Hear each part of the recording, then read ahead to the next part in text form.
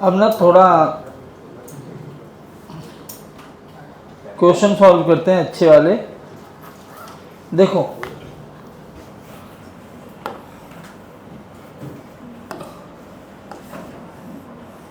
यहाँ पर एक ब्लॉक है, इसका ये जो है ना वो A है, इधर एक ब्लॉक रखा है B। Coefficient of friction between A and B जो दिया है ना वो 0.5 दिया है। इसका मास दिया है 10 kg। कह रहा है calculate the minimum acceleration of block A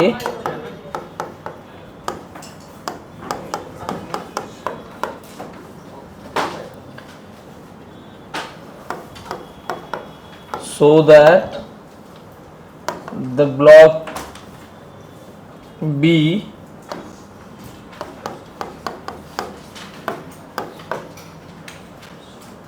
doesn't fall। यही है।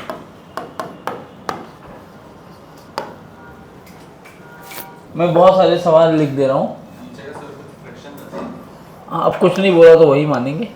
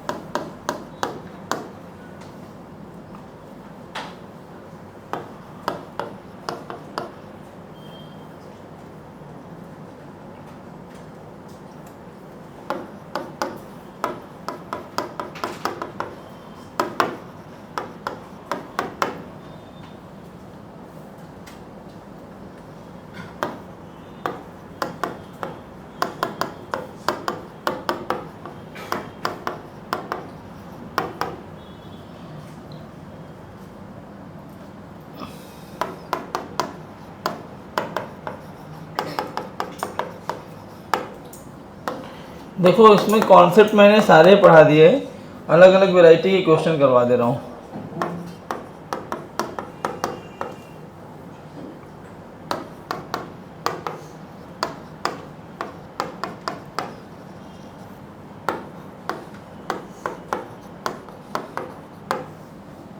चलिए ये वाला सवाल जिनको जिनको नहीं आया देखो, वो क्या कह रहा है, calculate the minimum friction for which block B नीचे ना गिरे। ब्लॉक B नीचे ना गिरे इसका मतलब क्या, हॉरिजॉन्टल जा ही सकता है, वो जा सकता है कि नहीं जा सकता। जरा ब्लॉक B, यहाँ पे ब्लॉक B की BD बनाओ तो ब्लॉक B पे नीचे कितना फोर्स लग रहा होगा, बोलो। M कितना है, कहा गया, हाँ 10 kg, तो ये 100। ऊपर क्या लग रहा होगा इसको रोकने के लिए, फ्रिक्शन। यहां ये कांटेक्ट बना रहा है तो इधर लग रहा होगा ऐसे नॉर्मल। इसकी वैल्यू कितनी होगी, म्यू टाइम्स ऑफ n। ये ब्लॉक अगर नहीं गिर रहा है तो क्या ऐसा होना चाहिए, mu times of n has to be greater than और इक्वल टू 100। हाँ या ना। 100 अगर नहीं लिखना चाहते तो मैं इसको mg लिख देता हूं, लिख सकता हूं ना मैं, has to be greater than equal to mg। और अगर मैं इसके ऊपर बैठ के देखूं, ये ब्लॉक नीचे नहीं गिर रहा है तो A से आगे जा रहा है, तो ब्लॉक A पर बैठ के देखूंगा तो क्या B रेस्ट पे लगेगा, मुझे B रेस्ट पे लगा, it means there has to be a pseudo force. क्या इस डायरेक्शन में एक सूडो फोर्स आ जाएगा 10A। तो यहां से n की वैल्यू आ गई 10A, therefore 10 mu time, mu कितना दिया है 0.5, तो 10.5 into A is equal to 100, ठीक है ना। तो ये कितना 5 हो गया, ए की value 20, A has to be greater than equal to 20 meter पर सेकेंड स्क्वायर। लेकिन अगर कोई मुझसे पूछे मिनिमम बताओ, तो मिनिमम कितना हो जाएगा 20। ये क्यों नहीं आया था, तो उस टाइम पे क्यों नहीं बोला, कब से पूछ रहा हूं मैं, ये सवाल आना चाहिए था। क्या नहीं आया समझ में, पूछो। अब इस बार एडवांस के लेक्चर में बैठे हो, तुम्हें पूछना पड़ेगा, नहीं पूछोगे तो मैं ये मान के चलूंगा आपको आता है। वैसे पब्लिक इतनी कम कैसे हो गई, कल आप किधर थी मैम, बीमार थी। यहाँ पे कोएफिशिएंट ऑफ फ्रिक्शन तुम्हें दिया है म्यू है, ठीक है। तो मैक्सिमम फ्रिक्शन कितना हो जाएगा,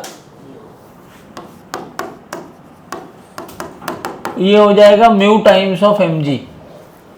मैक्सिमम फ्रिक्शन क्या आ जाएगा, म्यू टाइम्स ऑफ एम जी। अब जरा देखो, ये कह रहा है फोर्स को धीरे धीरे बढ़ाओ। हमने ये पढ़ा है, अगर ये चीज मैंने फ्रिक्शन यहाँ, फोर्स यहाँ पे जीरो किया, तो ये टेंशन भी यहाँ जीरो रहेगा, फ्रिक्शन भी यहाँ जीरो रहेगा। स्ट्रिंग में टेंशन कब आता है, जब स्ट्रिंग डिस्प्लेस होने की कोशिश करे, और फ्रिक्शन कब आता है, जब डिस्प्लेस होने की कोशिश करे। पहले कौन रोकता है, ये बताया था मैंने लास्ट लेक्चर में।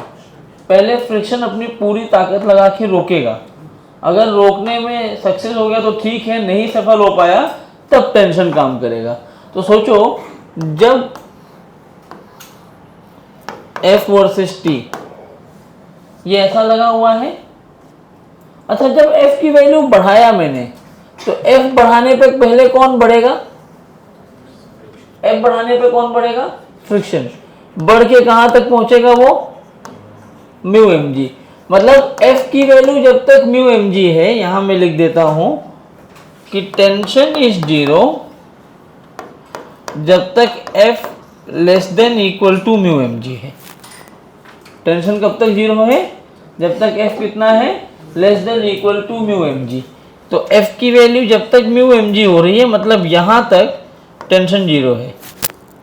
इसके बाद क्या होगा, इसके बाद फोर्स बढ़ाओगे तो टेंशन बढ़ेगा, और ये यहाँ पे बधा हुआ है, रस्सी टूटनी तो चाहिए नहीं। अगर रस्सी नहीं टूट रहा है तो F लिखा जाएगा T plus mu M G, सही है। तो F minus mu M G is equal to T। यहां से तुम्हें दिख रहा है, ये जो ग्राफ बना है ना, ये T मतलब Y हो गया अपना, तो Y का जो ग्राफ आ रहा है वो आ गया mx माइनस सी वाला ग्राफ। एक इस वैरायटी का सवाल आता है कि यहां रखा है 5 kg, यहां रख दिया 10 kg,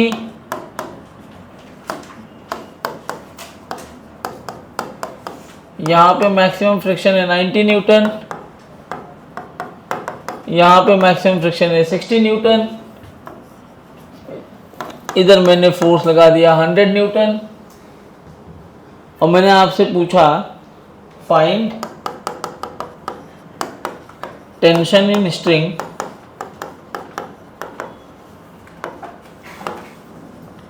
and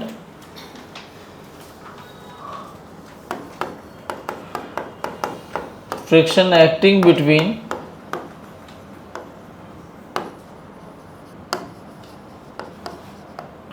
surface and block. एक और सवाल दे देता हूं आपको, मैं एक एक क्वेश्चंस करवा रहा हूं ताकि आपको वैरायटी समझ में आए।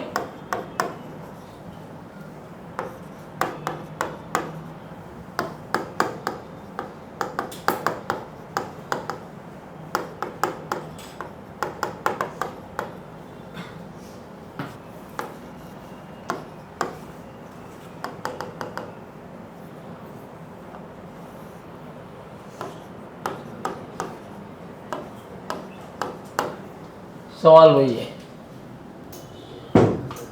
देखो क्या दिक्कत है समझना, अगर मैं फ्रिक्शन की जगह पर म्यू दे दिया होता, समझना ये सब बहुत छोटे सवाल लगते हैं, लेकिन फिजिक्स में यही दिक्कत है, मैथ जैसा नहीं कि कैलकुलेशन में आप फंसोगे, यहाँ छोटे से कॉन्सेप्ट में आप फंसोगे।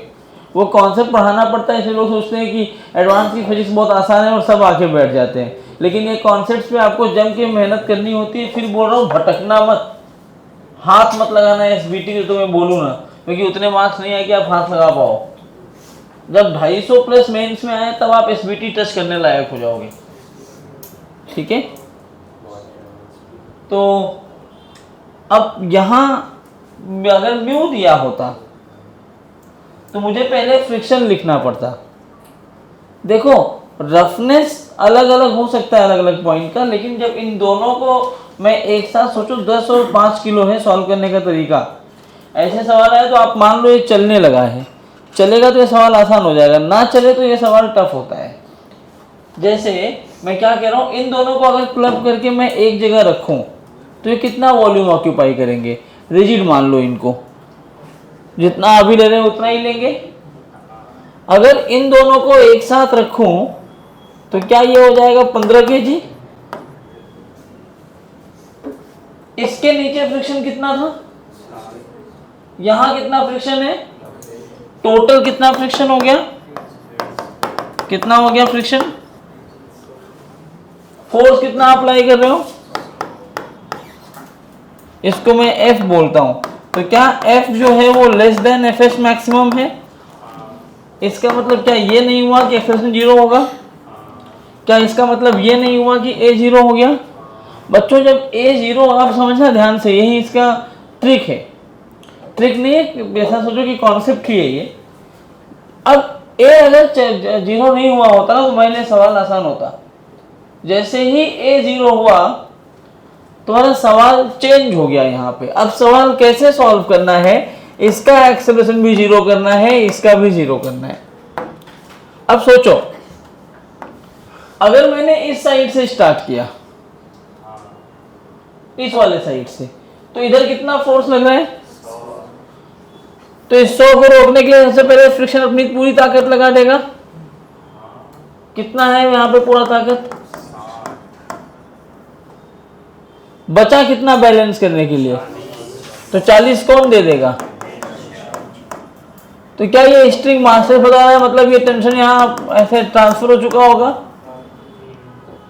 अब ये फोर्स अनबैलेंस्ड हो गया, तो यहाँ पे फ्रिक्शन किधर लगेगा, कितना लगना चाहिए इसको रोकने के लिए, फ्रिक्शन तो किधर भी लग सकता है साथ में रखने के लिए। हो गया सवाल solve. Tension is 40 Newton, friction is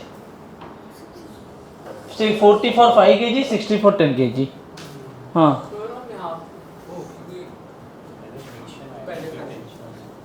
समझा।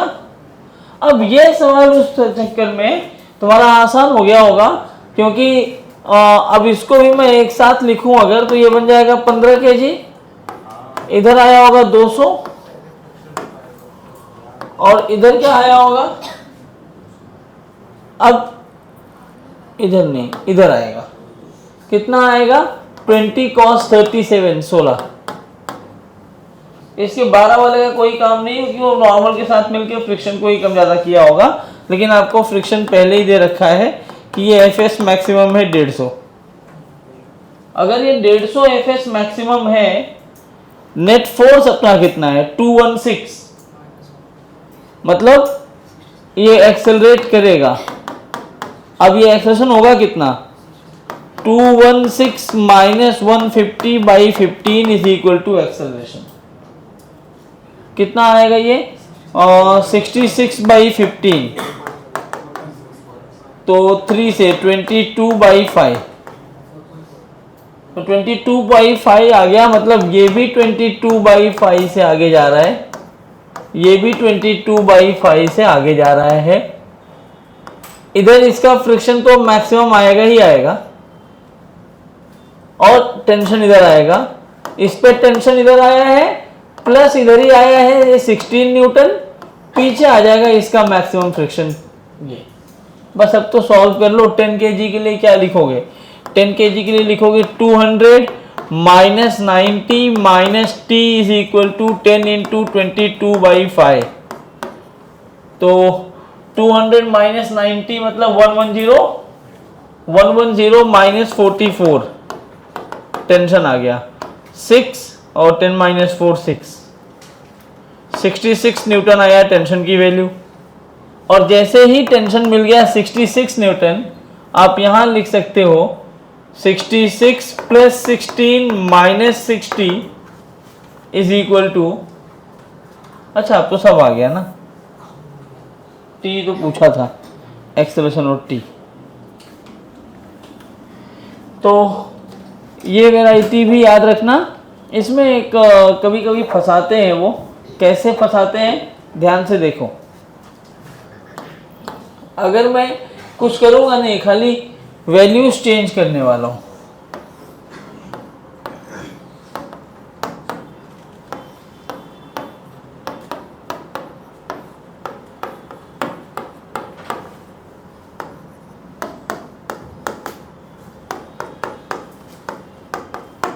सवाल वही है, हाँ जरा बताइए। अब देखो इसमें तुम हिट एंड ट्रायल मेथड किया करो, कभी भी ये सवाल आए। ओरल मैंने क्या सॉल्व कर लिया, ओरल मुझे ये समझ में आ गया कि ये नहीं चलेगा, ये भी नहीं चलेगा। अब मैं किधर से भी चालू कर सकता हूँ। अगर मैं इधर से चालू करता हूँ तो इधर कितना फोर्स लग रहा है, तो पेपर में थोड़ी याद रहेगा हमेशा इधर से चालू करना है। तुम्हारी मर्जी, तुम किसी बैलेंस करना है दोनों को ना। पहले तुम इसकी बैलेंसिंग कर रहे हो, तो यहाँ इसमें बैलेंसिंग के लिए पहले कितना आ गया होगा 90, बचा कितना होगा 10। क्या ये 10 इधर चला गया, तो यही 10 टेंशन तो यहाँ ट्रांसफर हो गया होगा ना। अब ये 10 टेंशन यहाँ ट्रांसफर हो गया। अब कितने का डिफरेंस आ रहा है 190, लेकिन यहाँ मैक्सिमम फ्रिक्शन कितना है। तो अगर मैं यहाँ पे 190 लिखूंगा, ये मुझे रिक्वायर्ड है। क्या इतना टेंशन मिलेगा, क्या फ्रिक्शन नहीं मिलेगा, मतलब मैं लेफ्ट साइड से बैलेंसिंग को चालू नहीं कर सकता। ये इसमें एक बहुत बढ़िया पॉइंट होता है कि balancing is not possible from the left side. अगर लेफ्ट साइड से बैलेंसिंग पॉसिबल नहीं हुआ तो बैलेंसिंग करेंगे कहाँ से, राइट साइड से। राइट साइड से किया तो यहाँ बैलेंस करने के लिए इधर पहले आएगा 60 न्यूटन, तो यहाँ क्या आया 140 न्यूटन। अब ये 140 तो ये भी 140 हो गया टेंशन। अब डिफरेंस कितने का आ रहा है, तो 40 किधर लग जाएगा पीछे।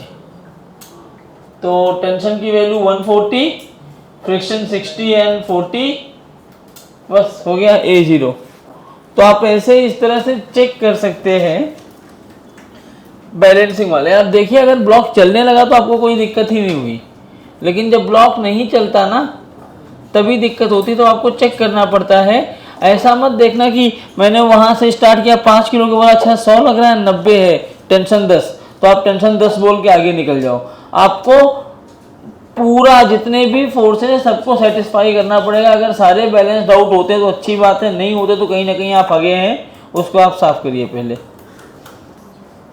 इधर एक ब्लॉक रखा है M, यहाँ एक फोर्स लग रहा है F, F की वैल्यू है अल्फा टी, और यहाँ पे कोएफिशिएंट ऑफ फ्रिक्शन दिया है म्यू एस एंड म्यू के, दोनों फ्रिक्शन दिया है। अल्फा पॉजिटिव कांस्टेंट है, मैं पढ़ दे रहा हूं। A block of mass m is placed on a rough horizontal surface as shown in the figure at t is equal to 0, a force F is equal to alpha t where alpha is positive constant is applied on the block। ये t0 की situation दी हुई है। If mu s and mu k be the coefficients of statics and kinetic frictions respectively, find the frictional force acting on the block as a function of time।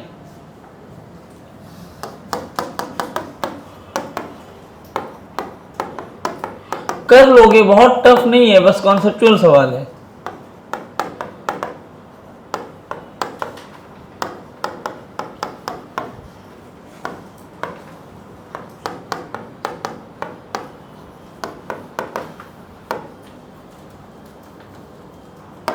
also plot the frictional force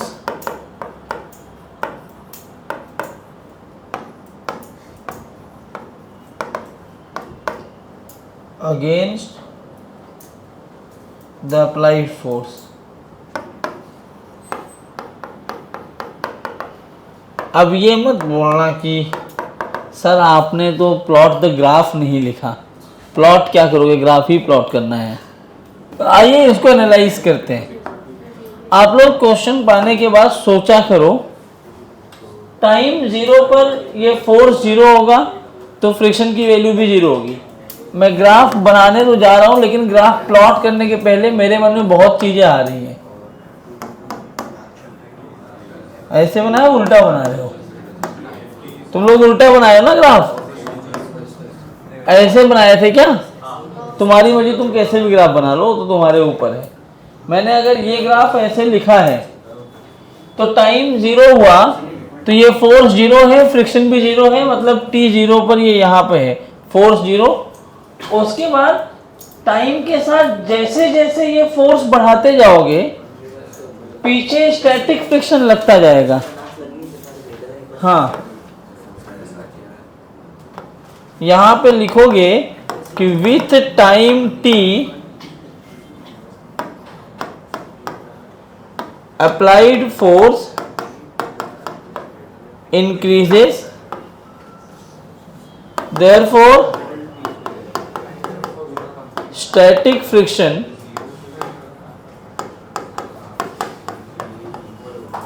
also increases। कौन बढ़ेगा? Static friction, till it reaches at its max value. यही तो होता है ना, time के साथ कौन बढ़ेगा? फोर्स बढ़ेगा। कब तक बढ़ेगा? अपनी मैक्स वैल्यू तक। और जब मैक्स वैल्यू पर पहुंच गया उसके बाद डिप आएगा, क्योंकि उसके बाद क्या होगा? बॉडी मूव करना चालू कर देगा। उसके बाद बॉडी जैसे ही मूव करना चालू किया, म्यू के एन काम करना लगेगा उसके ऊपर। म्यू के एन काम किया मतलब बॉडी एक्सेलरेट होने लगेगी। फिर सही बात है ना?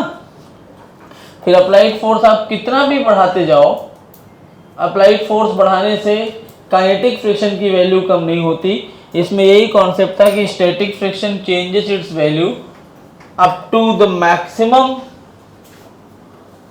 Static friction, after that it becomes constant, जिसको हम काइनेटिक फ्रिक्शन बोलते हैं। तूने जो गलती करी है, म्यू एस और म्यू के जब भी अलग दिया होगा आपको हमेशा ये मानना है, मैंने बताया भी है कि म्यू एस जो होगा, म्यू एस हमेशा म्यू के से बड़ा होता है। तो जब म्यू के एम जी लगेगा तो ऑफकोर्स वो वैल्यू तुम्हारी जो है म्यू एस एम जी से कम हो जाएगी। चलिए अब आते हैं इसमें, अपनी मैक्सिमम वैल्यू तक वो बढ़ेगा। और कैसे बढ़ेगा? जैसे जैसे अप्लाइड फोर्स बढ़ाओगे, जितना अप्लाइड फोर्स होगा उतना ही फ्रिक्शन होगा। अप्लाइड फोर्स और फ्रिक्शनल फोर्स दोनों बराबर होंगे तो ये किस एंगल पे बढ़ेगा? 45 डिग्री पर। क्यों? क्योंकि अप्लाइड फोर्स और फ्रिक्शनल फोर्स दोनों बराबर हैं ये पॉइंट पर। तो ये पॉइंट पे इस फोर्स की वैल्यू कितनी होगी ये तुम्हें लिखना पड़ेगा। इस टाइम पर ये वाली वैल्यू है आपकी म्यू एस एम जी। तो अप्लाइड फोर्स भी कितना होना चाहिए? म्यू एस एम जी। तो ऐसा मान लेता हूं मैं कि let at time t naught they becomes equal, और ये फोर्स होगा कितना? Mu s m ji.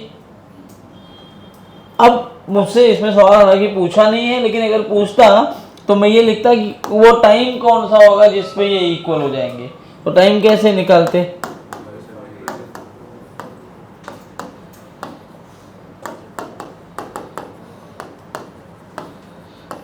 This is the time up to which static friction will act. ये इसके बाद जब आप फोर्स बढ़ाओगे, आपका force mu s m g से ज्यादा हुआ तो कौन सा फ्रिक्शन काम करेगा? Kinetic friction. और काइनेटिक फ्रिक्शन हमेशा स्टैटिक से कम होता है। तो जैसे ही इस पॉइंट को क्रॉस करोगे काइनेटिक फ्रिक्शन काम करने लगेगा। अब आपके फोर्स बढ़ाने से ये काइनेटिक फ्रिक्शन कोई भी चेंज नहीं होगा, ये एक स्ट्रेट लाइन फॉर्म करेगा, ये वाला पॉइंट कहलाएगा म्यू के एम जी।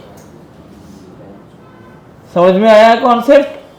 तो ये प्योर कॉन्सेप्चुअल क्वेश्चन था। और इसमें कैसे सवाल आते हैं? हाँ, कौन सा part? Find the frictional force acting as a function of time. वही तो बताया ना मैंने फंक्शन ऑफ टाइम के साथ कि टिल टाइम टी नॉट, मतलब till time this applied force will be equal to frictional force, after that kinetic friction will act। ये सवाल देखो, इसका ये रेडियस r दिया हुआ है, मैं कह रहा हूं मान लो ये हाइट है,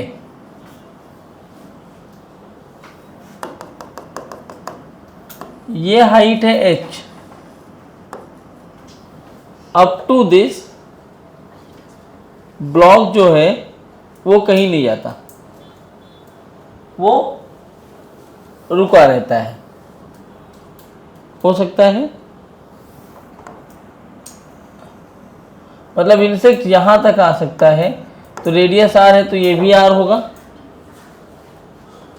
ये h चाहिए, ये डिस्टेंस कितना होगा? r cos theta. अच्छा, यहां तक अगर स्टेशनरी है, अगर मैं इस पॉइंट पे एक टेंजेंट बनाऊं तो ये ऐसे बनेगा, करेक्ट? यहां ध्यान से देखो, इस पॉइंट पर अगर टेंजेंट के साथ में मैं एक FBD बनाऊं तो नीचे कितना फोर्स आया? mg। तो mg अगर ये फोर्स आ रहा है तो इसका एक ये वाला एंगल भी थीटा हो जाएगा, एक कंपोनेंट इधर आ जाएगा mg cos थीटा, ये वाला कंपोनेंट क्या आ गया? mg sin theta. ये मैक्सिमम हाइट है जहां तक वो नहीं स्लिप कर रहा है, मतलब ये आएगा म्यू एम, जो n की वैल्यू इधर आएगी, या मैं इसको लिख सकता हूं म्यू mg cos थीटा। अगर ये मैक्स हाइट है, ज्यादा स्लिप नहीं कर रहा है, तो क्या ये बना mg sin theta is equal to mu mg cos theta. ये कैंसिल हुआ तो क्या tan थीटा की वैल्यू म्यू आ गई, और h क्या है?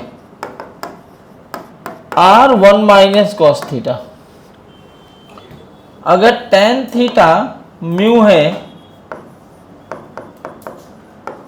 तो cos थीटा हो जाएगा, सॉरी ये थीटा होगा ना म्यू बाई 1, तो cos थीटा बनेगा 1 by root over 1 plus mu square, तो h आ गया 1 minus 1 by root over 1 plus mu square. यही होता है जब हम लोग पेपर में बैठते हैं ना, तो यही चीज़ें हमें वहाँ नहीं सूझती, इसलिए प्रैक्टिस अभी कर लो। और मैं फिर बता रहा हूँ, देखो तुम एडवांस के लेक्चर में बैठे हो, मैं तुम्हें एक बात बहुत क्लियर कर दूँ, तुम भी जानते हो, बोलने को कुछ भी, एडवांस सेग्रीगेट इसलिए किया गया कि ताकि हमें सीरियस और सिंसियर बच्चे मिले। फिजिक्स में कोई ऐसे जादू नहीं है, कोई रॉकेट साइंस नहीं है कि तुम फिजिक्स में ये बोलो कि ये मेंस का कॉन्सेप्ट है और ये एडवांस का है, ये मेंस का क्वेश्चन है, ये एडवांस का। आप अगर कोई कॉन्सेप्चुअल क्लैरिटी चाहते हैं तो मेंस के लिए भी वही क्लैरिटी होगी, एडवांस के लिए भी वही क्लैरिटी होगी, अलग अलग तो होगा नहीं। हाँ, नंबर ऑफ क्वेश्चंस जो है वो एडवांस के लेक्चर्स में आपको बढ़ के मिल जाएंगे। उसका एग्जांपल तुम्हारे सामने है, 6-7 क्वेश्चन कर लिया 1 घंटे के लेक्चर में, इतना कुछ तुम 2.5 घंटे के पूरे लेक्चर में करते हो। तो बस इसीलिए बैठाया गया कि अलग अलग वैरायटी हम टच कर पाएँ। कोई भी कॉन्सेप्ट होगा वो प्योर एडवांस हम फिजिक्स में नहीं जा सकते मैथ्स की तरह। ये थियरी नहीं आएगी तो हम एडवांस करेंगे कैसे? और एक सवाल देख लो। अच्छा, वो बच्चों वाला सवाल मैं लिख रहा हूं लेकिन दूंगा नहीं, ये वाला सवाल कि एक यहाँ मैंने m मास रख दिया, यहाँ पे म्यू की वैल्यू 0.2 है, यहाँ एक पुली लगा दिया, यहाँ बोल दिया कि एक 2 kg का ब्लॉक है, m की वैल्यू कितनी होगी कि ये ब्लॉक रुका रहे। ये करवाओगे, कर लोगे? जिनको नहीं आता वो कर लेना घर पे। Find m if system remain stationery, ये वाले क्वेश्चन आप कर सकते हो जाएगा क्या? कोई दिक्कत है तो बोलो, पक्का नहीं है ना? आगे बढ़ो। हाँ नहीं, कर लेना तो हो ही जाएगा, इसमें क्या है। लो तो T20 हो गया, मतलब ये 20 हो गया। इधर क्या आएगा? म्यू एम जी, तो mu M g has to be equal to 20। 0.2 into 10 is equal to 20। 10 2 जा 20 इंटू एम ना, तो एम की वैल्यू 10 kg। तो मिनिमम एम कितना चाहिए? 10 kg to keep the block at rest. पक्का? आइए नेक्स्ट क्वेश्चन। अगर एक सवाल मैंने दिया कि ये यही है 12 kg, म्यू की value 0.2,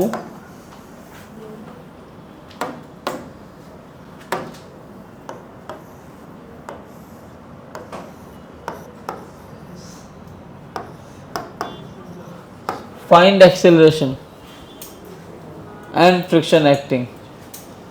acceleration, friction and tension बताना है।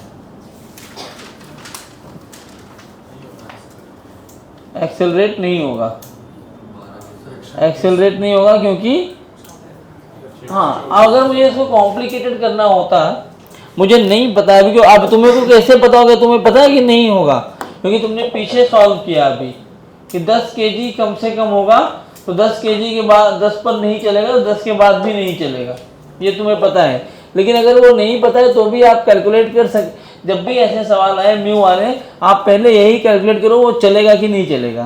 तो क्या करोगे? ना चलने के लिए यहाँ 20 होना चाहिए। यहाँ देखो जो म्यू एम जी है, क्या वो 20 से ज़्यादा तो नहीं है? म्यू एम जी अगर 20 या उससे ज़्यादा हो गया तो ये ब्लॉक नहीं चलेगा। आइए देखते हैं, म्यू इंटू 120, 0.2 इंटू 120 24 होता है, तो फ्रिक्शन बहुत ज़्यादा है, तो वो नहीं चलेगा। लेकिन जिसको ये नहीं करना है वो बोले मैं तो बेसिक से जाऊंगा। मान लो ये ए से इधर गया और ये ए से इधर गया, तो नीचे कितना फोर्स? 20 टी और इधर क्या आ जाएगा? 24। टोटल लिखोगे ना फोर्स 24, तो क्या आया ये 20 minus T is equal to 2a, t minus 24 is equal to 12a। जोड़ दो, -4 इज इक्वल टू 14a, तो a की वैल्यू आ गई -2/7। अब ये थोड़ा एनएलएम से डिफरेंस है। इसमें एनएलएम में क्या करते हो, बोलते हो -2/7 आया, नीचे की तरफ हमने लिया था, मतलब ऊपर जा रहा है। कॉमन सेंस लगाओ, ये ऊपर जा ही नहीं सकता, इधर माइनस में आ गया। माइनस में आया, इसका मतलब है a इज 0, क्योंकि माइनस में आने के बाद आप जब भी फ्रिक्शन आ जाए और आपको माइनस में आंसर आ रहा है, आप तुरंत ये नहीं बोल सकते माइनस में आंसर आने के बाद कि ब्लॉक रेस्ट पे है। इसका मतलब ये है इधर the block is moving in opposite direction और इट इज एट रेस्ट। क्या मतलब है? इधर the block is moving in opposite direction और ब्लॉक इज इन रेस्ट। क्या मेरी बात समझ में आ रही है? ज़्यादा बोल रहा हूँ? पक्का? इसी सवाल को थोड़ा और मैं कॉम्प्लिकेट करने की कोशिश कर रहा हूँ।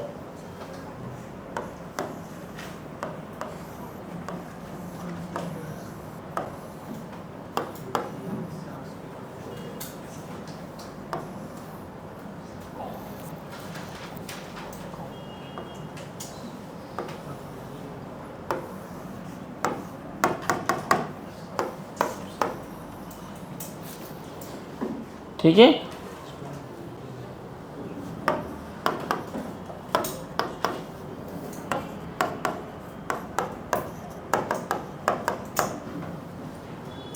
चलिए बताइए। एक्सेलरेशन, टेंशन और फ्रिक्शन। सिंपल सवाल आप सॉल्व करते हो ना, मैं एक करके दिखाता हूँ। जैसे सिंपल आप क्वेश्चन सॉल्व करते हो वैसे ही सॉल्व करो। इसमें एक नया फोर्स और ऐड कर दोगे फ्रिक्शन का। कैसे, ध्यान से देखो। ऐसे सवाल आएंगे तो अपना ट्रिक फेल हो जाएगा, क्योंकि अपने ट्रिक में म्यू का कोई रोल नहीं था। तो यहाँ ऐसे में सबसे पहले क्या करूँगा पता है, इस स्ट्रिंग में मान लूँगा टेंशन कितना है, टी टी टी। तो यहाँ टेंशन कितना, 2t। यहाँ भी टेंशन कितना, 2t। यहाँ टेंशन कितना है, 2t। इधर आ जाएगा 60 इंटू 0.5 कितना होता है, मैं मान लेता हूँ ये 30 है। हाँ, फ्रिक्शन वाला फोर्स। अब एक काम कर लो, नीचे इसमें कितना फोर्स, इधर कितना फोर्स, 40। ठीक है, सब फोर्स लिख दिया, एपीडी बन गई। मान लो ये A1 से नीचे गया, ये A2 से नीचे गया और ये A3 से नीचे गया। हालांकि देख के तुम्हें दिख रहा है, मुझे अगर लिखना होता ना तो मैं ये देखता जिसका टेंशन डबल है उसका एक्सेलरेशन हाफ हो जाएगा। तो अगर ये 2A है तो ये A हो जाएगा। हाँ नहीं, वो भी A हो जाएगा, वो भी तो 2A है। हाँ, तो अब लेकिन मैं कंस्ट्रेंट ना लगा के नॉर्मल तरीके से कर रहा हूँ। वो मुझे समझ में, ये तो समझा ना मैं जो बोला तुम्हें। अगर 4 kg का एक्सेलरेशन A ले लिया तो ये A/2, ये भी A/2, A की वैल्यू निकालना है। अब मेन टास्क है A निकालना, क्या A पॉजिटिव आ रहा है कि नेगेटिव आ रहा है, ये समझना है। मैं 2 kg के लिए लिखूं तो क्या ये बनेगा 20 minus 2t is equal to 2A1। मैं इसलिए सॉल्व कर रहा हूँ कि मैं जोश में आके कुछ भी लिख दिया हूँ, शायद डेटा ही गलत हो, इसलिए मैं सॉल्व कर दे रहा हूँ। और दूसरा इक्वेशन बन जाएगा 40 minus T is equal to 4A2। और तीसरा इक्वेशन बनेगा 2t minus 30 is equal to 6A3। कितने वेरिएबल है, 4। चौथा इक्वेशन मैं कंस्ट्रेंट से ला दूं तो ये A1 से गया तो ये पूरा भी A1 से जाएगा, ये A3 से गया तो ये भी A3 से नीचे आएगा। ये जो ये बीच वाली स्ट्रिंग दिख रही है इसमें स्ट्रिंग कंस्ट्रेंट लगाता हूँ। 1 2 3 4 5 6 पॉइंट मेथड पढ़ाया था मैंने, point method for string constraint. तो यहाँ पे अगर मैं पॉइंट मेथड लिखूँ कंस्ट्रेंट के लिए तो पॉइंट 1 तो रेस्ट में है, पॉइंट 2 इज मूविंग डाउन, तो ये लेंथ को बढ़ाएगा, 3 भी लेंथ को बढ़ाएगा, 4 घटाएगा, 5 भी घटाएगा, देखो 6 बढ़ाएगा। तो 2A1 प्लस 2A3, तो 2A1 प्लस A3 नहीं, 2A1 minus 2A3 plus A2 is equal to 0। एक काम कर लो, ये एक इक्वेशन बन गया, ये 4 इक्वेशन। क्या इन चारों को सॉल्व कर सकते हो? कैसे सॉल्व करेंगे? एक काम करो ना, A1 A2 A3 तीनों की वैल्यू यहां से निकाल के इसमें रख दो, तुम्हें t मिल जाएगा। जरा निकालो। तो A1 की जगह क्या रख सकते हो, A10 माइनस टी, ठीक है क्या? अरे यहां से A1 क्या 2 से डिवाइड कर दिया, हाँ ठीक है, लो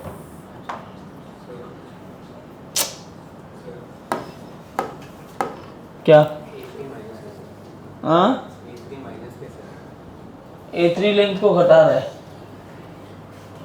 तुमको मैंने बोला था लास्ट टाइम, तुम लोग एलएलएम का इनसे नोट्स लेके लिखो, जो मैंने एडवांस लेक्चर में पढ़ाया है। तुमने लिखा, जेरॉक्स लिया? क्यों नहीं ले रहे हो? इन लोगों से लो जो वीपी वाले, मैंने इनको पॉइंट मेथड सिखाया है। ये कंस्टेंट लिखने का एक लाइन का कॉन्सेप्ट है, वो पूरा सिखाया हुआ है, नोट्स लेके लिख डालो। वो छोड़ दो, इसको करो। उससे क्या बहुत कॉम्प्लिकेट होता है, t dot a equal to 0 लिखने में फंस जाते हो कई जगह पे। अब नहीं जानते ना, तो इसीलिए बोल रहा हूँ तुम पहले रूल सीखो जाके, नोट्स ले लो, नोट्स में सब पॉइंट वाइज लिख रखा है, बाकी कुछ नहीं है, ये चीज पूरी लिखी हुई है। आज ही नोट्स लेके लिख लेना, उसके पास नोट्स पहुंच गया तुम लोगों को पता ही नहीं चलता।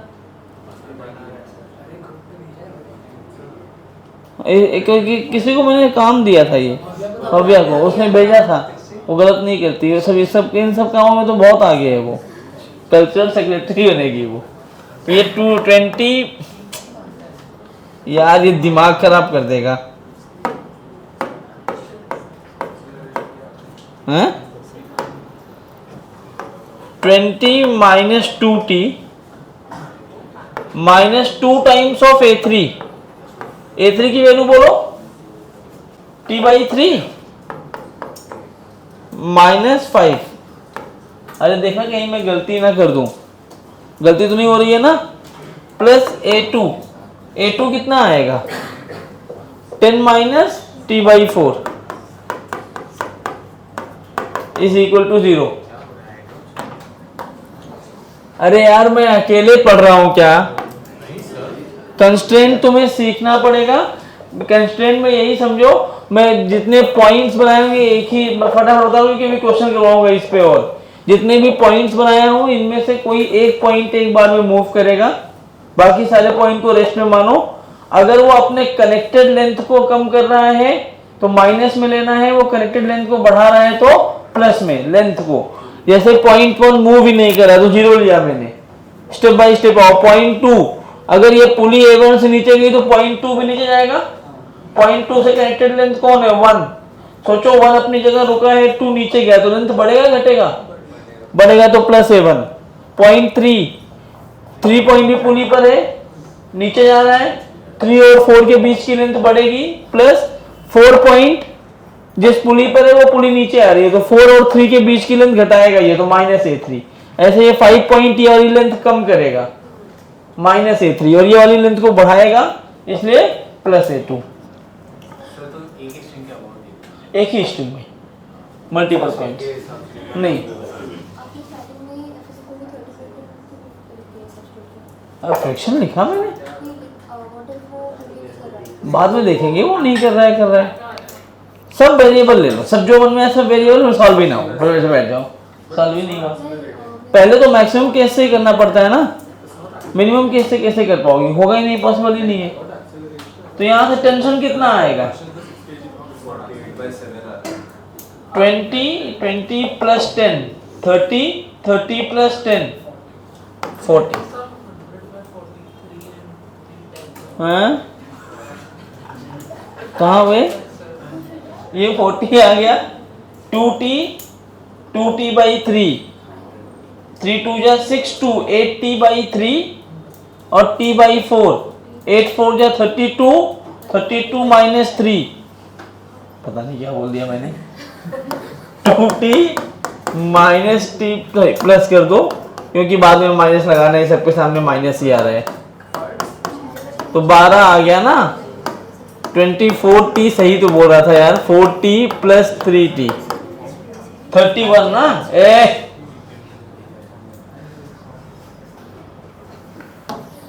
ये मूव कर रहे हैं, ये समझ में आ गया कि वो ब्लॉक आगे की तरफ जाएगा, मतलब सब सही हो गया भाई, भगवान ने बचा लिया। फिलहाल समझो, अगर मान लो ये 35 हो गया होता, मान लो, तब मूव नहीं करता। वही कंडीशन समझानी थी, वो गलती से सवाल बन गया, मुझे भी नहीं पता क्या बनने वाला था। अब इतना सॉल्व करके थोड़ी बनाऊंगा दिमाग में।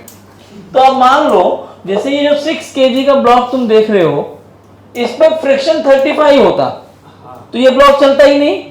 ये ब्लॉक नहीं चलता अगर, तो ये दोनों इक्वेशन तो यही रहते, इन दोनों ब्लॉक के ये चल सकते हैं। ये नहीं चलता, ये 0 होता तो ये वाली पुली का इक्वेशन 0 हो जाता। फिर इसके लिए फिर से एक कंस्ट्रेंट लिखते, तब ये 2 प्लस वो इक्वेशन मिला के 3 बनाते और उन तीनों को सॉल्व करते। जनरली ये सवाल एमएसक्यूज में आते हैं क्योंकि एक चीज नहीं पूछेंगे तुमसे, मल्टीपल चीजें। क्या क्या पूछ सकते हैं, यहां फ्रिक्शन कितना लग रहा है, एक सवाल, इसका एक्सेलरेशन, इसका एक्सेलरेशन, 2 सवाल, टेंशन, 3 चीज। अब 3 देखने को है, ये भी 3 है, 5 चीजें हैं, तो ऑप्शंस उनके पास वैरायटी वाले रहते हैं कि क्या क्या बनाना है उनको, नोट कर लीजिए।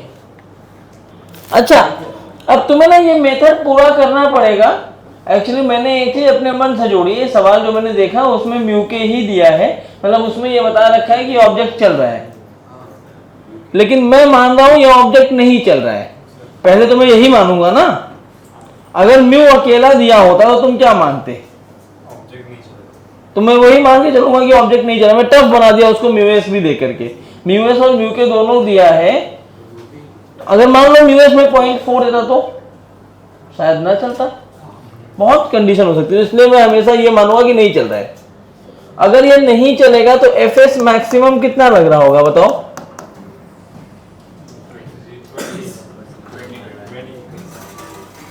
या एक काम कर लो,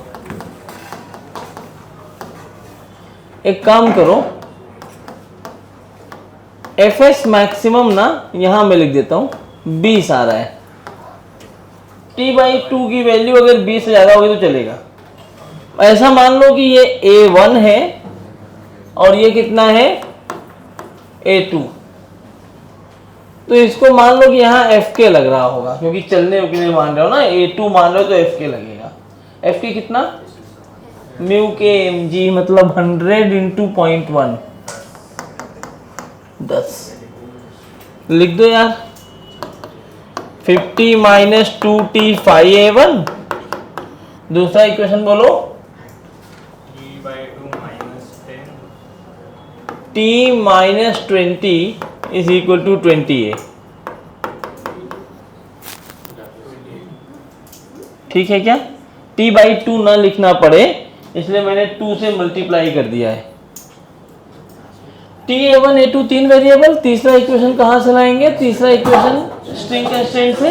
तो अगर ये a/2 से जा रहा है, ये वाली स्ट्रिंग रुकी हुई है, तो इसको भी a/2 से ले जाना पड़ेगा।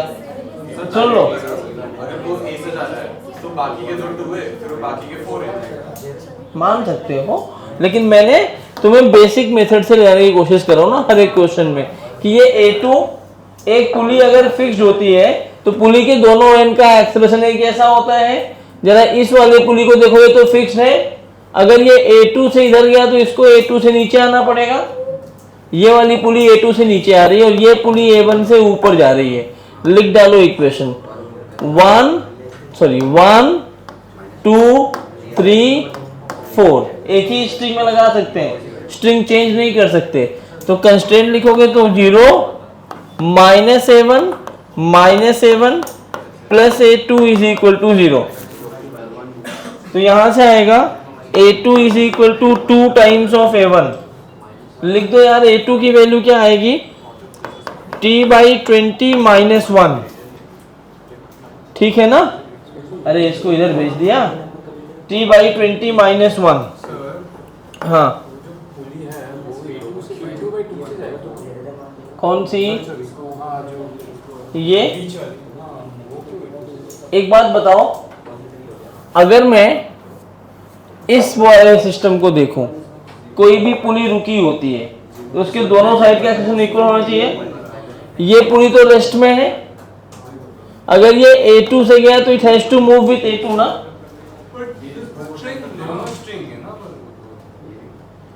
कौन से दो? चुप। ये अगर ऐसे बना हुआ होता है तो तू क्या बोलता है? ये A से गया तो ये भी A से जाएगा, क्योंकि ये पुली होती है। अगर मैं इसी सीन को मैं फिर से क्रिएट करूं जो वहां बना हुआ है,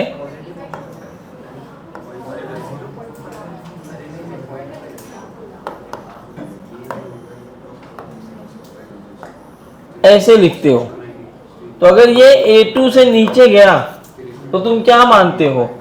ये वाली पुली को देखा, ये पुली तो फिक्स्ड है, तो ये पुली ऐसे ऊपर तो जाएगी ना A2 से। नहीं देखो ना, वो पुली जो है अगर वो a/2 से ऊपर जाएगी तो दोनों एंड जो स्ट्रिंग के दोनों a/2 से जाएंगे ना पुली के बाजू के, तो वो नहीं मानते ऐसा।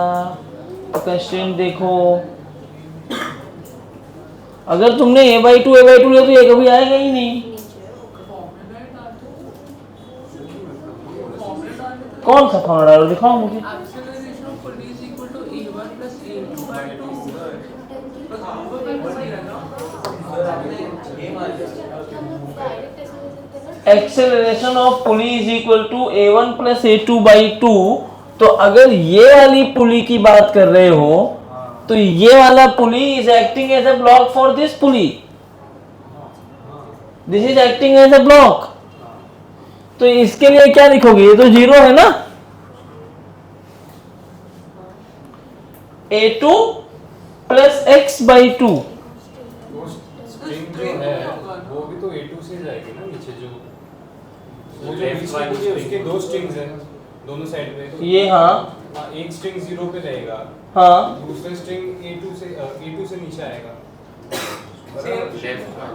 एक मिनट, जीरो इसका वाला क्या होगा, एक से पुली जीरो हो गया तो A2 राइट साइड में ही है, और ये ऐसे आ रहा है, इसको x मान लिया तो x बाई 2, तो x की वैल्यू कितनी आई, माइनस A2 ना स्ट्रिंग का होगा ना भाई। एक्सेलरेशन स्ट्रिंग का नहीं, मैं पुली का लिख रहा हूं, और मुझे पुली के एक्सेलरेशन से मतलब होता है। तुम लोग गलत कंस्ट्रेंट लगा रहे हो यहाँ पे, कंस्ट्रेंट में गलती करोगे तो आंसर नहीं आएगा। फिर से सुनो, तुम्हें कुछ इतना ज्यादा पीएचडी करने की जरूरत नहीं है इन सब पे, तुम्हें खाली ये समझना था इस पूरे सवाल में कि अगर ये वाली पुली फिक्स्ड है, तुम भूल जाओ कौन कहाँ फिक्स्ड है कौन कहाँ जा रहा है।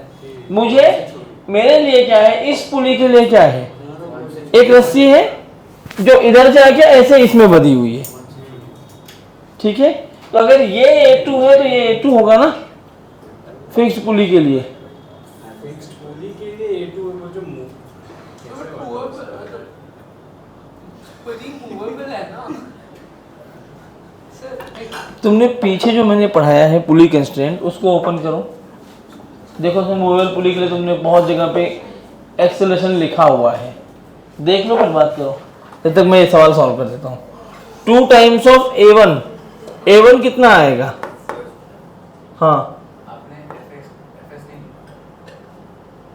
FS। जब मैं इसको चलता हुआ मान लिया तो चलने के टाइम कौन सा फ्रिक्शन आता है, जब इसको A2 लिखा तो मान ही लिया ना। किसी चीज को अगर तुमने A2 लिख दिया तो आपने मान लिया ना, तो मान ही लिया मैंने भी। भाई साहब तुम सब मुझे मार डालोगे। अच्छा तो आपने मान लिया, नहीं मैंने छोड़ दिया उसको। 1:30 बज गया है यार, तुम लोग हैंग कर गए क्या अभी, मत समझो। तूने क्या किया, यही किया है।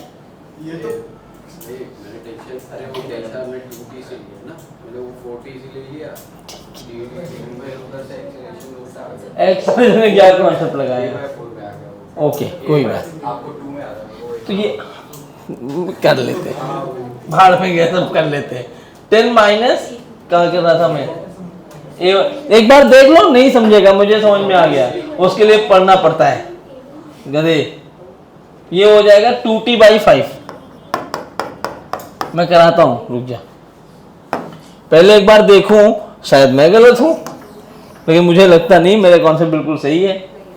t/20 - 1, ये क्या बन जाएगा, 20 - 40/5 ना। t/20 + 40/5 is equal to 21। तो 20 मतलब 1 और 16 17t।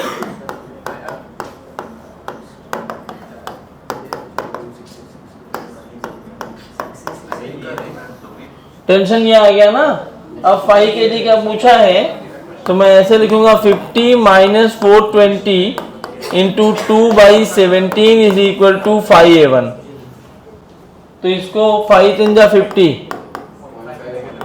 5 × 8 = 40, 84। तो 170 ऐसे लिखो, 10 - 2 4 = 8, 168/17। 170 - 168 2/17, वही तो आ रहा है देखो। नहीं ये तो 0.1 समथिंग आ रहा है क्या, हाँ तो ये 0.1 इस पे आवाज नहीं, ये कितना 10 है ना,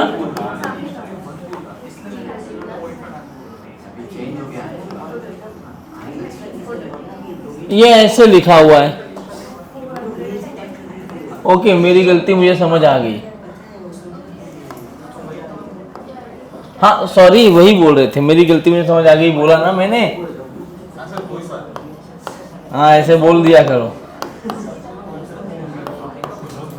A1 A2, इधर FK आया 10 न्यूटन। सुन लो बच्चों, मस्ती मत करो। देखो इधर आ गया T, इधर आया T, तो ये कितना हो गया 2T, ये कितना हो जाएगा T/2, ये भी कितना T/2, ये भी कितना T/2। पहले जो दो इक्वेशन है वो लिखो, समझो ये सवाल, ऐसे बहुत सवाल आएंगे तुम्हें पेपर में। तो इक्वेशंस जो लिखोगे, क्या वो ऐसे लिखोगे 50 minus 2T is equal to 5 times of A1, और दूसरा equation T/2 minus 10 is equal to 10A2। सही है। जब तीसरा इक्वेशन लिखोगे तो आपको लिखना पड़ेगा कंस्ट्रेंट लगाकर।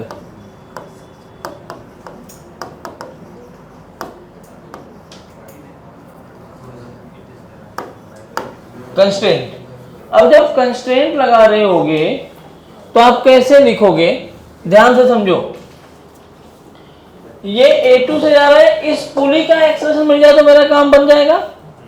तो मैं ना, और देखो ये पुली का एक्सप्रेशन लिखने के लिए यहां पर मैं पॉइंट मेथड लगाता हूं, A B C D E F। एक कंस्टेंट में यहां लगा रहा हूं A B C D में, तो यहां कंस्टेंट लगाओ तो A पॉइंट तो रुका है, मैं मान लेता हूं ये पुली X से नीचे आ रहा है। कितने से आ रहा है, तो B वाले पॉइंट के लिए क्या लिखोगे +x, C वाले पॉइंट के लिए +x, D और E वाले चल ही नहीं रहे। F वाला पॉइंट जब आगे आएगा तो ये -A2 बनेगा 0, तो 2x is equal to A2, तो x की वैल्यू आएगी A2/2।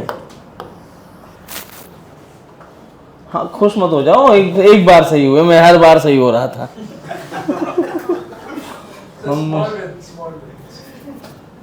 कल भी, अच्छा कल तुम ये बताओगे क्या, अरे सर को मैंने हेल्प कर दी थी एक बार, मैं मुझे आता है बोलना तुम्हें। अब लेकिन, और ये पुली कितने से जा रही है, A1 से जा रही है ना, तो ये A2/2 हुआ बेटा। लेकिन ये मुझे अभी तक ये A1 और A2 में रिलेशन नहीं दिया। ये कंस्ट्रेंट, ये कंस्ट्रेंट आपको क्या बताया, ये कंस्ट्रेंट बताया कि ये वाली जो पुली है उसका एक्सेलरेशन कितना है। अब आगे देखो, A1 A2 में रिलेशन के लिए अब यहां लगाओ 1 2 3 4। अगर मैं 1 2 3 4 में अगेन कंस्टेंट लगाऊं,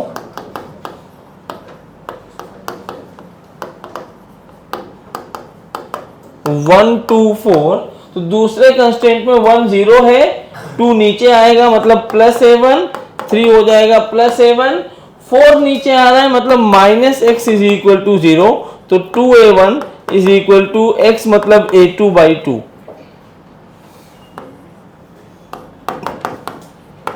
x की वैल्यू कितनी है, A2/2। सही है क्या, कोई दिक्कत। अब इनमें से मैं इसके आगे सॉल्व कर रहा हूं, 2 टाइम्स ऑफ A1 की वैल्यू रखो, A1 कितना आएगा 10 - 2t/5। मैं 4 टाइम्स कर दूं क्या इसको, तो ये A2 बच जाएगा सीधा। A2 क्या रखोगे, t/20 - 1। सही है क्या, कैलकुलेशन देखना पड़ेगा तुम्हें। तो ये बन जाएगा आपका 40 - 80/5, तो 41 80/5, तो तो ये 20 से मल्टीप्लाई हो जाएगा, 41 इंटू 20 इज इक्वल टू, ये बनेगा 1 प्लस 32 33। सही है क्या? ये आ गया t, तो t कितना आया? t आ रहा है 41 टू जा 82, 820 अपॉन 33 न्यूटन। ये आपका टेंशन आ रहा है। अब इस टेंशन को मैं पहले वाले इक्वेशन में रख देता हूं, तो 50 minus 2 into 820 by 33 is equal to 5 times of A1, तो 5 10 जा 50 और ये 5 1 जा 5 3 32 5 164 164 जाता है क्या 11 से? नहीं, तो 330 माइनस 164, 2 4 जा 8 2 6 जा 12 328 बाई 33। जरा देखो कितना आ रहा है, 2 बाई 33 कितना होता है? मतलब मैं ये उम्मीद नहीं कर रहा हूँ तुम्हें इन सब चीज़ों में दिक्कत आएगी, क्योंकि अब मुझे पूरा कंस्टेंट दोबारा पढ़ाना पड़ जाएगा। फिर आओ ये कंस्टेंट दोबारा दिखा देता हूँ मैं, ये क्यों हुआ। मासेस से इसमें कोई लेना देना है ही नहीं, मैंने मास तो लिखा ही नहीं था कहीं पर। ये है, एक साइड मैंने A रखा, एक साइड मैंने B रखा, और ये पुली P है जो ऐसे ऊपर जा रहा है VP से। मान लो ये ऊपर जा रहा है VA से, ये ऊपर गया VB से, मान सकते हैं। ये जो डिस्टेंस है इसको मैंने XA मान लिया, ये डिस्टेंस को मैं XB मान लिया। अच्छा, जो स्ट्रिंग है, स्ट्रिंग तो इनएक्सटेंसिबल है, स्ट्रिंग की लेंथ नहीं बढ़ेगी, लेकिन नीचे से देखने पर स्ट्रिंग की हाइट बढ़ती जाएगी तुम्हारे लिए, क्योंकि पुली ऊपर जा रहा है, हाइट चेंज होगी। अगर मैं पुली पर बैठ के देखूं तो विथ रिस्पेक्ट टू पुली क्या ये लेंथ और जो इसके ऊपर से गया ये हमेशा कांस्टेंट रहेगा। तो क्या विथ रिस्पेक्ट टू पुली में ऐसा बोलूं, XA plus XB plus arc length of CD, तो ये लेंथ ऑफ स्ट्रिंग के बराबर हो जाएगा। क्या मैं ऐसे लिखूं, XA plus XB is equal to constant, तो कोई फर्क नहीं पड़ेगा क्योंकि रिजिड बॉडी पुली से बार बार पिचक नहीं रही है ना, तो उसकी स्ट्रिंग का लेंथ भी कांस्टेंट रहेगा, हाँ या ना? इसको डिफरेंशिएट करो, क्या आएगा?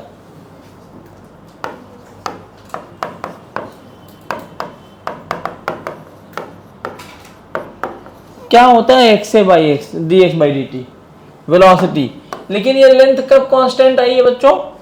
जब पुली पे बैठ के देखे, मतलब this is velocity of A with respect to pulley, और ये क्या होगा, minus times of velocity of B with respect to pulley, correct. तो ये क्या बनेगा, VA, मतलब मैं अब इसमें प्लस माइनस समझ जाओगे इसलिए मैं ऐसे लिख रहा हूँ, VA माइनस VP, तो ये क्या बनेगा, minus times of VB minus VP होता है ना, VB माइनस VP है, साइन यहाँ था लगा दिया अभी ऐसे।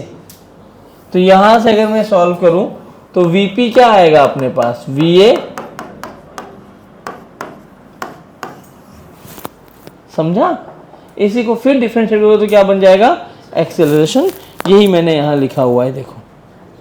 अब इस सवाल को देखते हैं, बताना जैसा क्या लिखा हुआ था। ये सवाल ऐसे बना हुआ था, कोई बात नहीं, अब मत पूछना। अब कल को कोई और एडवांस के लेक्चर में आके बैठ जाए, बोले अरे सर उस दिन मैं नहीं आया था, मुझे बताओ। मैं बता रहा हूँ, मैं यहीं आत्महत्या कर लूँगा, फिर सर पटक पटक के फोड़ डालूंगा अपना। मैं भाई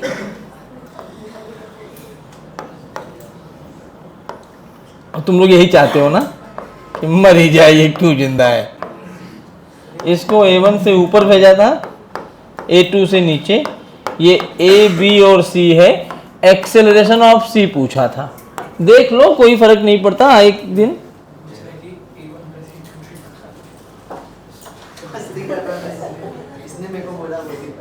मैं बता दिया कहाँ से आया, तुम सोच गए हो कहाँ से आया है, कहीं रखा रहता है, तुम निकालते हो सुबह सुबह। डिफरेंशिएट कर दो इसको। अब जब ऐसे बार बार, मस्ती बंद करो, सुनो, जब ऐसे बार बार ये पुली जो है ना इस तरह से रस्सी चेंज हो रही है, बार बार तुम्हारी स्ट्रिंग चेंज हो रही है, तो इसमें इस एटवुड मशीन का ही इस्तेमाल करके अगर मैं ऐसे लिखता कि ये A है और ये B है, ये ऊपर जा रहा है V से, तो इसके लिए मैं पूछूं कि इसकी वेलोसिटी क्या होगी, तो क्या मैं ऐसा लिखता, ये पुली है, Vp is equal to Va plus Vb by 2, समझो। तो यहां से क्या आता, ये आता 0 क्योंकि तो बधा हुआ है रीड सपोर्ट से। Va कितना, V प्लस Vb बाई 2, तो यहां से आपको Vb की वैल्यू मिलती -V, मतलब ये नीचे जा रहा होता। इस कॉन्सेप्ट से मैंने कहा कि अगर कोई भी पुली की वेलोसिटी या एक्सेलरेशन 0 है तो उसके दोनों साइड में जो ऑब्जेक्ट्स हैं वो दोनों साइड के objects equal and opposite velocity या एक्सेलरेशन से मूव करेंगे। ये दो कॉन्सेप्ट, इसको बोलते हैं एटवुड मशीन। क्या बोलते हैं इसको, ठीक है। अब इन सब को ध्यान से यहां देखो बच्चों, इसमें अप्लाई करते हैं। मैं सब पुली को नाम देता हूं, ये पुली P1, P2, P3। अच्छी क्लैरिटी के लिए मैं ये सब नाम देके रख रहा हूं। अब जरा ध्यान से देखो, अगर मुझे क्या C की वेलोसिटी निकालनी है, मैं मान लेता हूं ये X से ऊपर जा रहा है, तो सबसे पहले ना जो निकालना है वहां से टारगेट करना चालू करो। X चाहिए तो क्या मैं ऐसे लिखता, X minus A2 by 2, Va plus Vb by 2, नीचे माइनस ऊपर प्लस, तो ये क्या बनता, एक्सेलरेशन ऑफ पुली P3। अब इसमें कितने वेरिएबल आ गए, पुली P3 भी नहीं पता है। अब मेरा टारगेट क्या होगा, P3 कैलकुलेट करना, तभी तो मैं आगे बढ़ पाऊंगा। P3 के लिए मैंने कहा कि यार ये P1 का एक्सेलरेशन 0 है, P1 तो रुका हुआ है ना, तो P1 के दोनों साइड की वेलोसिटी इक्वल एंड अपोजिट होती होगी, तो एक्सेलरेशन भी इक्वल अपोजिट होगा। तो P1 के लेफ्ट हैंड साइड में जो स्ट्रिंग है वो यहां पे जाके उसका एक्सेलरेशन 0 हो गया है, तो राइट हैंड साइड का सिस्टम है वो भी कितना होना चाहिए, 0। तो क्या राइट हैंड साइड है, मतलब इसका एक्सेलरेशन भी 0 हो गया। अब जरा देखो P2 के लिए एक तो A ब्लॉक है और लेफ्ट हैंड साइड में ये पूरा P3 के साथ पूरा सिस्टम एक ब्लॉक है, मतलब उसके साथ डायरेक्ट कनेक्शन कौन बनाया है, P3। तो क्या मैं P2 के लिए ऐसा लिखूंगा कि acceleration of P2 is equal to acceleration of A plus acceleration of P3 by 2, यही लिखूंगा। हालांकि इस क्वेश्चन में ये भी लिखने की जरूरत नहीं है। क्यों नहीं है, क्योंकि मैंने क्या क्या, पुली अगर रेस्ट में हो, दोनों साइड इक्वल होते हैं ना अपोजिट, ये पुली भी तो रेस्ट में ही है ना। अगर ये पुली रेस्ट में है तो A ऊपर गया तो क्या इसको नीचे आना चाहिए A1 से, इसका मुझे मिल गया। हालांकि मैं यहां निकाल के दिखा देता हूं, acceleration of A plus acceleration of P3 by 2। Hello hello hello hello hello, हाँ, तो एक्सेलरेशन ऑफ पुली P3 कितना आ गया, -7। तो अगर ये -7 आया, अब मुझे इसका निकालना है। अब देख लो सब कुछ मिल गया, यहां जाके वैल्यू डाल दो, तो क्या आ जाएगा। मैंने ये ऐसा, ये जो इक्वेशन बनाई है इसमें P3 को प्लस में लिया, मतलब ऊपर माना था। मैं यहां रखूं तो आएगा x minus A2 by 2 is equal to minus times of A1।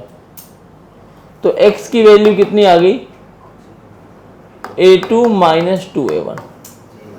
अब समझा, समझ आया।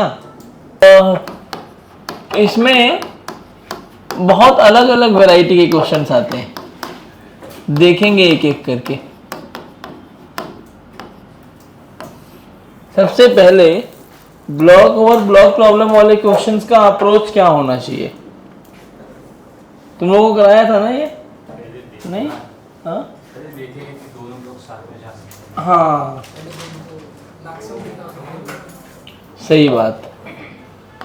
जैसे एक ब्लॉक यहां रखा है, एक ब्लॉक यहां रख दिया, ये वाला ब्लॉक है 5 kg का, 10 kg का, ये वाला ब्लॉक है 5 kg का, ठीक है।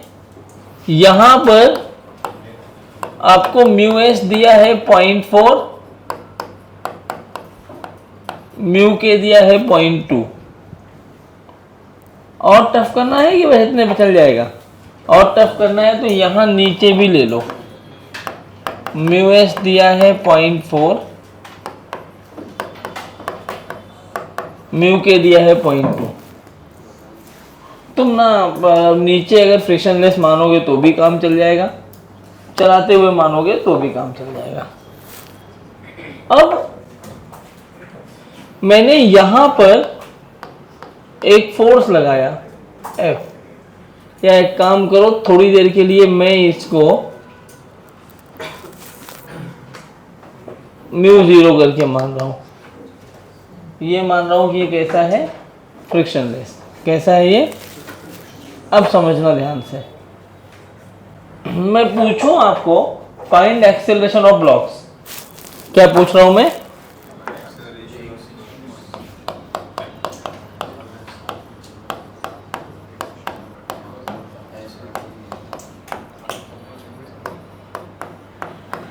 अच्छा, एक बात आप लोग बताना, मजाक में नहीं, क्या यहाँ बैठने से तुम्हारे कॉन्सेप्ट में कुछ दिक्कत आ रही है? क्लियर हो रहे हैं पहले से ज़्यादा कॉन्सेप्ट्स? तो अगर क्लैरिटी हो तभी बैठना, नहीं तो फिर बता देना मुझे। मैं वो लेवल डाउन नहीं करना चाह रहा हूँ, धीरे धीरे बढ़ाना ही है। मेरी मजबूरी में बहुत अच्छे सेट ऑफ क्वेश्चंस नहीं करवा पाया हूँ अभी भी। थोड़ा सा पढ़ो, LLM कंस्ट्रेंट का नोट्स लेके प्रॉपर पढ़ो, ताकि कुछ और अच्छे क्वेश्चन का सेट मैं करवा पाऊँ WPE के टाइम पे। अगला लेक्चर WPE का अगला टॉपिक कौन सा लूँ? फ्रिक्शन खत्म हो रहा है तो सवाल सुनो। If force is equal to 10 Newton,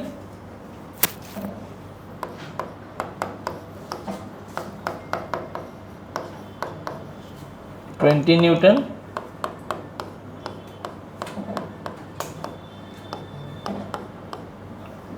50 newton, ऐसे सवाल आए तो आप सॉल्व कैसे करोगे? देखो, मैं तुम्हें इसका अप्रोच सिखा रहा हूं। विथ प्रैक्टिस आप ये चीजें नहीं लिखोगे तो भी काम चल जाएगा, लेकिन जब तक आपकी प्रैक्टिस नहीं है आपको ये लिखना चाहिए। क्या लिखना चाहिए? ऐसे अलग अलग स्टेप्स में काम कर लो। स्टेप 1, कैलकुलेट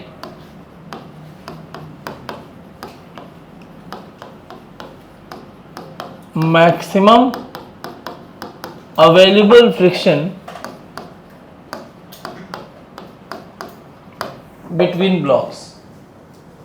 क्या कैलकुलेट करना है आपको? Maximum available friction between blocks. जैसे इस पर्ट में साथ साथ में सॉल्व करते हुए भी चल रहा हूं। इस पर्टिकुलर केस में जो मैक्सिमम फ्रिक्शन है वो कितना है? क्या वो है 50 इंटू 0.4 मतलब 20 न्यूटन? एक एक स्टेप करते हुए चलना है। स्टेप 2 में, अब अगर आप, ये हो गया स्टेप 1। स्टेप 2 में क्या करते हैं? मान लो दोनों जो है ना, consider both block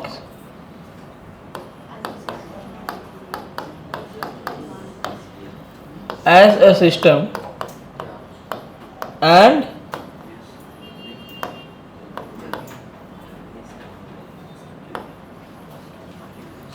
calculate common acceleration। क्या कर लेंगे? कॉमन एक्सेलरेशन निकाल लेंगे। जैसे इस केस में अगर इस पूरे को मैंने ले लिया तो ये कितना हो जाएगा? 15। कितना हो जाएगा? 15।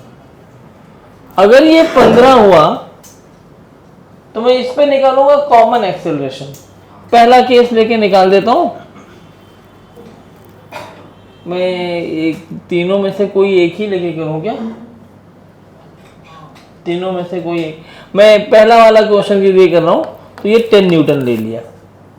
सोचो अगर नीचे फ्रिक्शन रहा होता ना तो यहाँ नीचे फ्रिक्शन लगाते, लेकिन क्या अभी फ्रिक्शन है नीचे, तो नीचे वाला फ्रिक्शन नहीं लगाएंगे। 10 और 5 के बीच वाला फ्रिक्शन हट जाएगा because it becomes internal force. कौन सा फोर्स बन गया? इंटरनल। तो इसका एक्सेलरेशन कितना आ जाएगा? F/m मतलब 2/3।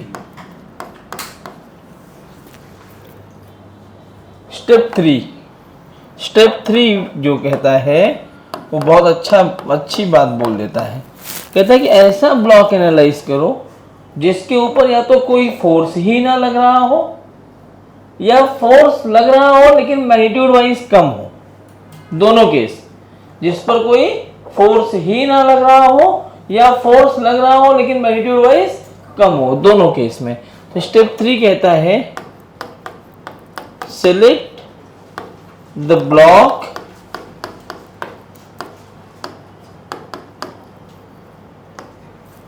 at which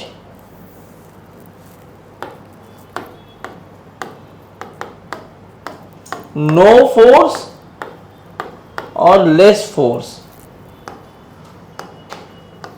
is acting and calculate the required friction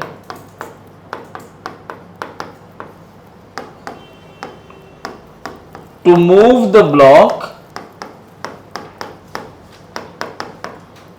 with acceleration in step 2।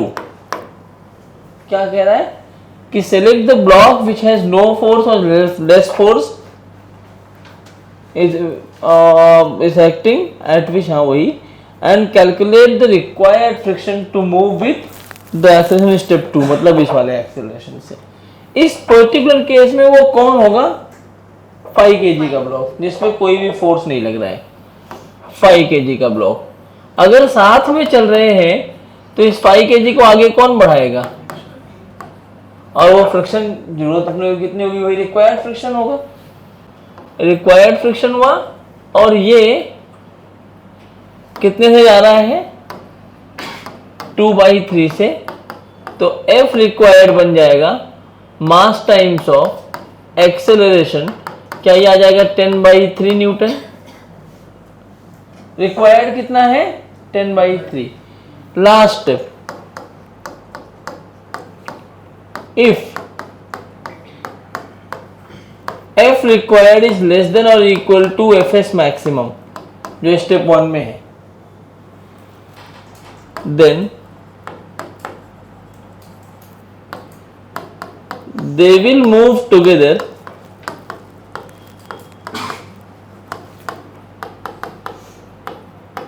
with acceleration in step 2, and if F required is greater than Fs maximum,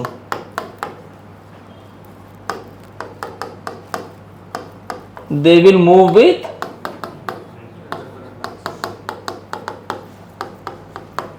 तो अब जैसे इस पर्टिकुलर केस में F रिक्वायर्ड कितना आया पहले के लिए? 10/3, जबकि मैक्सिमम कितना है अपने पास? 20।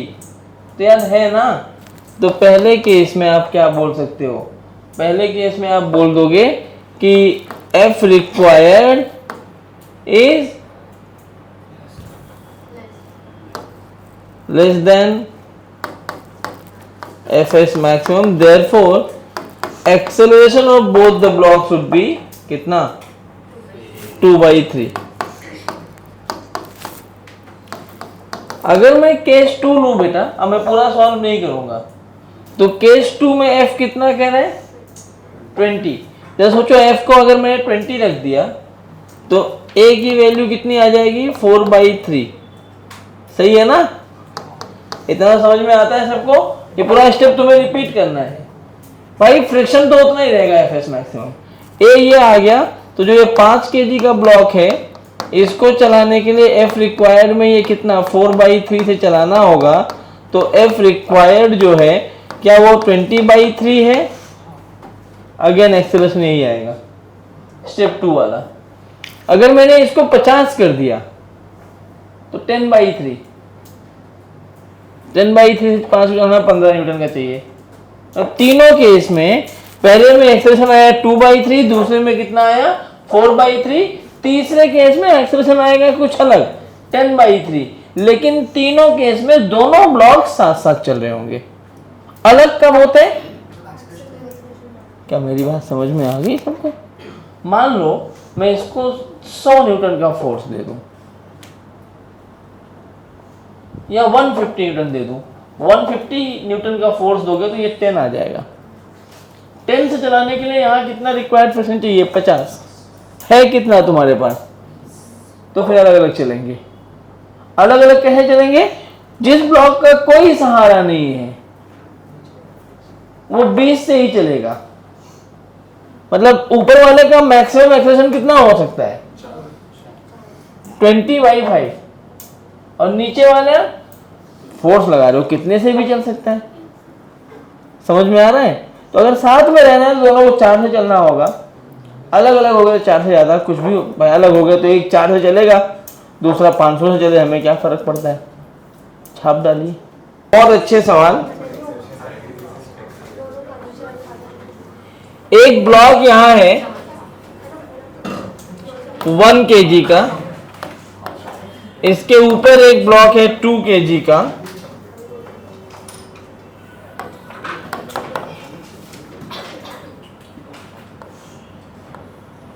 यहां एक पुली लगा दी। बिना पुली के मेरा काम चलता ही नहीं है। यहां एक और पुली लगा दी,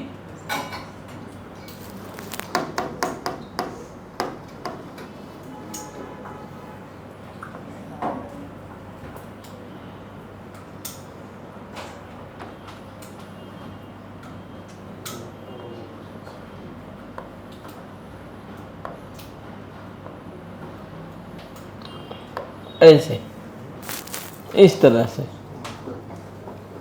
इन the figure the static friction coefficient between all contact surfaces is 1/2। μs for all contact surfaces is 1/2. What minimum force applied leftward on block 1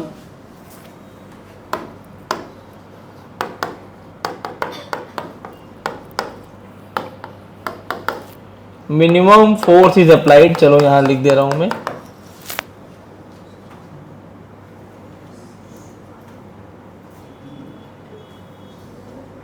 applied left on block 1 will move the system.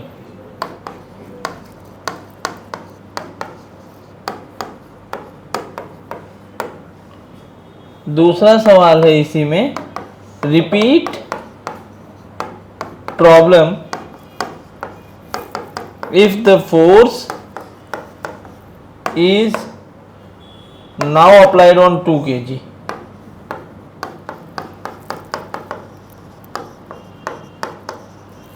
Solve करिए। बहुत अच्छा सवाल है।